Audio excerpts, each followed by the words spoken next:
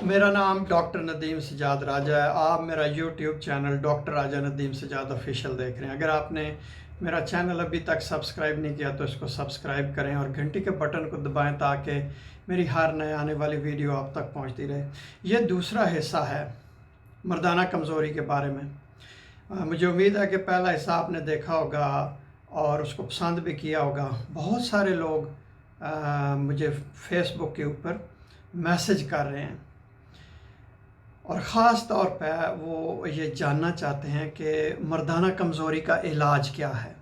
तो आज इस जो दूसरा हिस्सा इसमें मैं मर्दाना कमज़ोरी के इलाज के बारे में मैं बात करूँगा।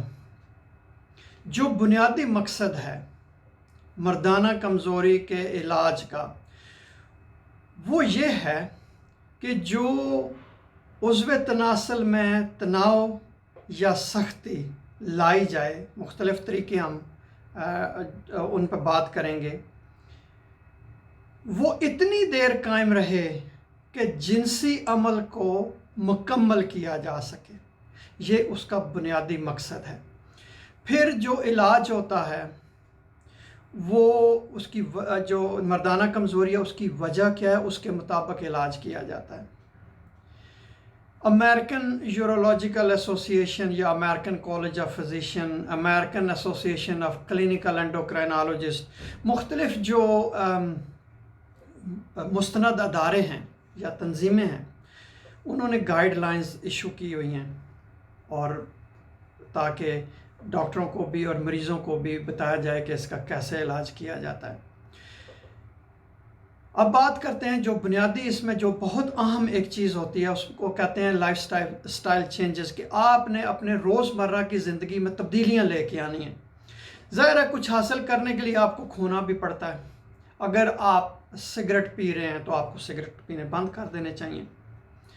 अगर आप शराब नोशी कर रहे हैं तो शराब नोशी भी बंद कर देनी चाहिए। आपको चुस्त हो जाना चाहिए, वर्जिश, स्पोर्ट्स में हिस्सा लें, खेलों में हिस्सा लें, वर्जिश करें रोज़ाना। उसके बाद अपना अगर वज़न है तो वज़न कम करें, अपनी ग़िज़ा पर नज़रसानी करें।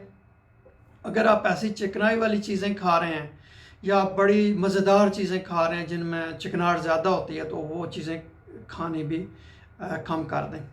अगर आप नशावर अद्वियात इस्तेमाल कर रहे हैं तो नशावर अद्वियात का इस्तेमाल भी बंद कर दें।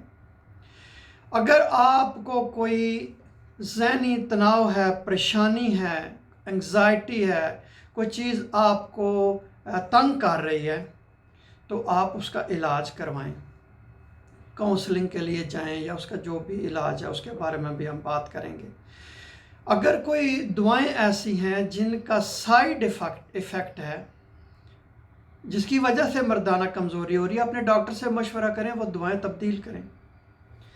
और अगर शुगर है, ब्लड प्रेशर है तो उसको अपने काबू में लेके आएँ दुआओं के ज़रिए या अपने डॉक्टर से उसके बारे में बात करें।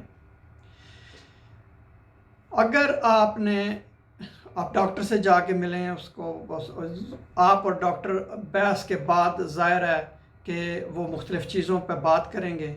अगर मेडिसिन यानी कि दवाइयाँ शुरू करवानी हैं तो उस डॉक्टर वो आपके साथ बात करेगा, आपको बताएगा कि इन दवाइयों के नुकसानात क्या हो सकते हैं, इनके फ़ायदे क्या हैं। अगर कोई दवाई मुवाफ़िक नहीं है तो उसका मुतबादल क्या है। फिर आप दोनों एक नतीजे पर पहुंचेंगे, आप भी और आपका डॉक्टर भी, कि कौन सी दवा जो है या कौन सा जो इलाज है वो बेहतर रहेगा। मैं आपको जो लोग मर्दाना कमज़ोरी का शिकार हैं उनको एक बात ख़ास तौर पर बताना चाहता हूँ कि ये जो वीडियोस होती हैं ये होती हैं तालीम के लिए, आपको जो है वो आगाही के लिए, आपको मुख्तलिफ़ चीज़ों से आगाह किया जा सके। आपने अपने तौर पर, मैं जिन दवाइयों का नाम लूँगा या जो इलाज भी बताऊँगा, आपने अपने तौर पर कुछ नहीं करना।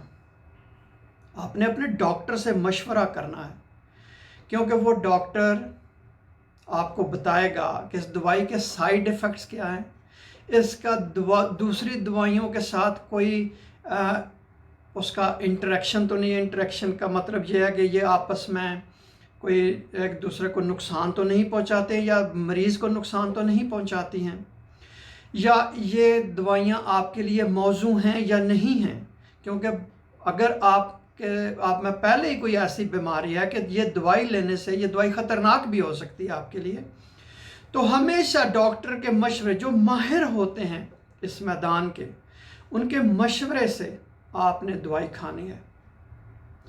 مثلاً آپ یہ دیکھیں کہ سلڈینافیل ہے، ایک دوائی بڑی عام سی دوائی ہے جس کو آپ ویاگرا کے نام سے بھی جانتے ہیں، یا وارڈینافیل ہوتی ہے، یا ڈالافیل ہوتی ہے، اوانافیل ہوتی ہے۔ یہ دوائیاں جو ہیں یہ بہت اثر رکھتی ہیں۔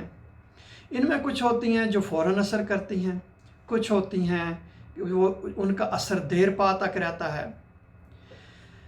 لیکن یہ ڈاکٹر ہی آپ کو صحیح مشورہ دے گا۔ اس کے بعد کچھ لوگ ہوتے ہیں کہ جن میں ٹیسٹوسٹیرون کی کمی ہوتی ہے، ان کو پھر ٹیسٹوسٹیرون کے انجیکشن لگائے جاتے ہیں، اس کو ریپلیسمنٹ تھراپی کہتے ہیں۔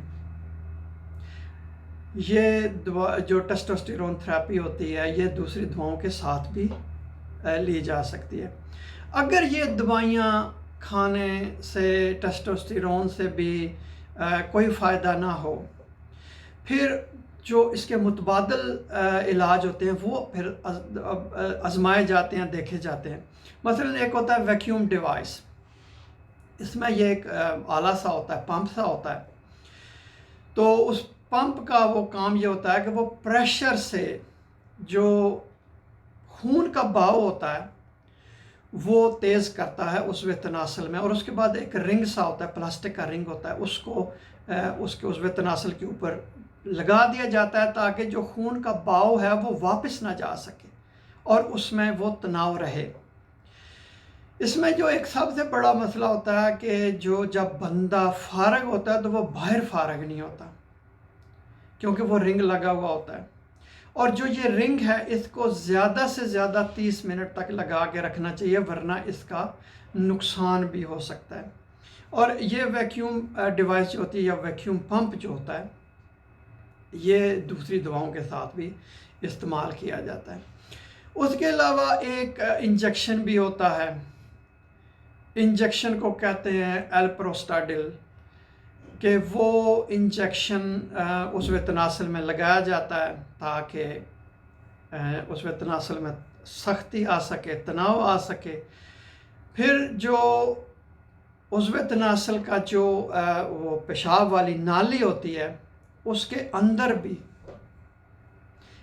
یہ دوائی جو ہے وہ رکھی جاتی ہے تاکہ وہ حاصل کیا جا سکے اور تناؤ آ سکے۔ اگر یہ چیزیں بھی نافائدہ مند ہوں، ویکیوم پمپ بھی نافائدہ مند ہو، تو پھر سرجری کی جاتی ہے۔ سرجری میں مختلف سرجریاں کی جاتی ہیں، ایک ہوتی ہے پینائل پروستھیسس، اس کو کہتے ہیں۔ اس میں دو طرح کے جو آپ یہ کہیں کہ امپلانٹس ان کو کہتے ہیں، کہ دو طرح کے جو چیزیں ہیں وہ رکھی جاتی ہیں، پلاسٹک کی یا اس طرح کی دھات کی۔ تو اس میں ایک انفلیٹیبل امپلانٹ ہوتا ہے، تو اس میں یہ ہوتا ہے کہ انفلیٹیبل امپلانٹس میں یہ ہوتا ہے کہ اس میں جو ہوا بھری جاتی ہے تاکہ جو عضو تناسل ہے اس کو لمبا کیا جا سکے اور اس کو اسی حالت میں رکھا جا سکے تاکہ جنسی عمل مکمل کیا جائے۔ اور اس کے بعد ایک ہوتا ہے میلیبل امپلانٹس، اس میں یہ ایک راڈ سا ہوتا ہے جو وہ ایڈجسٹ کرنا پڑتا ہے تاکہ جو عضو تناسل ہے اس میں وہ سختی جو ہے وہ پیدا کی جا سکے۔ اس کے بعد جن لوگوں کو ڈپریشن ہوتی ہے، انگزائٹی ہوتی ہے یا وہ پریشان ہوتے ہیں، ان کو بھی اپنے اس بیماری کا علاج کروانا چاہیے۔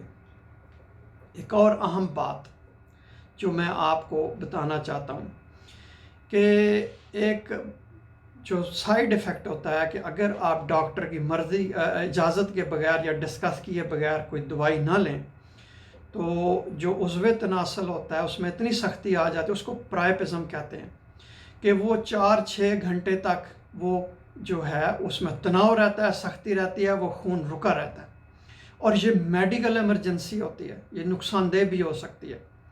तो उसमें ये क्या होता है कि उसको रिवर्स करना होता है और जो खून का बहाव होता है उसको वापस लेके जाना पड़ता है। तो ये आपको ख़ास तौर पर ख्याल रखना चाहिए जब भी आप कोई इलाज कर रहे हैं, यानी अपने तौर पे ना करें। फिर उसके बाद जितने भी इदारे होते हैं जो दवाइयों को रेगुलेट करते हैं, वो आपको ख़बरदार करते हैं कि आप सुनी सुनाई बातों पे ना जाएं। आप कुछ लोग कहते हैं जी कि हमारे पास ऐसी दवाई है या पूड़ी है या फक्की है कि जो आपके उज़्व तनासल में सख्ती लेके आएगी और वो मुतबादल है सारी दवाओं का या ऑपरेशन का भी। तो आप ऐसी बातों पे ना यकीन करें, क्योंकि जो रिसर्च की गई है तो वो देखा यह गया कि ये जितनी पुड़ियाँ होती हैं इनमें यही मेडिकल की दवाइयाँ, व्याग्रा और ये इस तरह की दवाइयाँ होती हैं जो उन्होंने पीस के डाली हुई होती हैं 50% ज़्यादा से, क्योंकि ये दावा ये करते हैं कि इसमें बड़ा स्टेमिना बढ़ता है, बड़ा एतमाद आता है, बड़ी जो आपकी कारकर्दगी है वो बेहतर होती है। लेकिन हमेशा डॉक्टर के पास जाएं, क्योंकि उनके पास तिब का इल्म होता है, बेशुमार रिसर्च होती है, वो पेपर पढ़ रहे होते हैं, जो जदीद रिसर्च हो रही होती है उनको सारा पता होता है। तो आप इन बातों पे ना जाएं। बहुत शुक्रिया ये वीडियो देखने का। अगर आपके ज़हन में कोई सवाल है तो आप कमेंट्स के सेक्शन में लिखें, मैं उसका जवाब दूंगा। बहुत शुक्रिया।